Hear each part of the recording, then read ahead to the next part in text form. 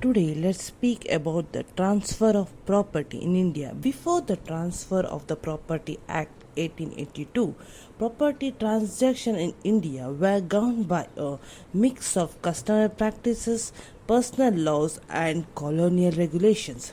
Each region and community had its own unique way of transferring property, reflecting the diverse culture fabrics of the country. Customary laws played a key role.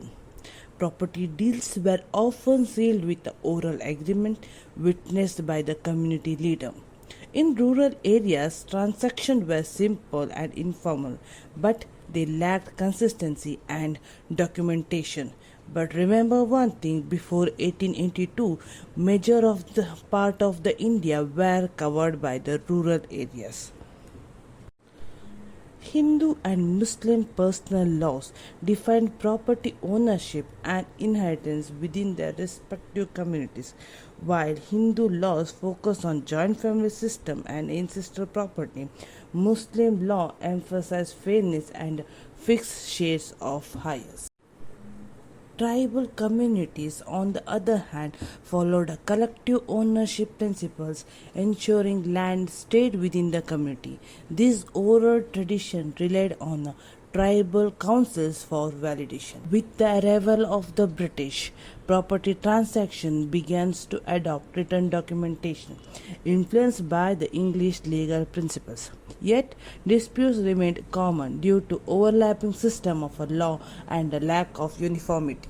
Inconsistency and ambiguity of the pre-1882 system highlighted the need for reforms.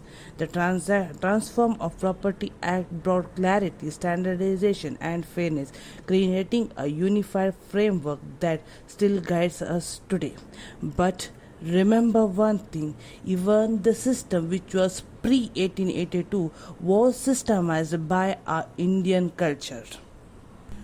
Why we need to know what was happening before the 1882 Act. By understanding the past, we honor the present.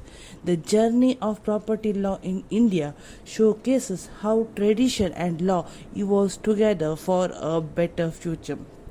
Even in 1882 Act, we can find some basic similarities from the tradition law, as majority of the thing has been borrowed from the same. For more details, kindly look into the articles.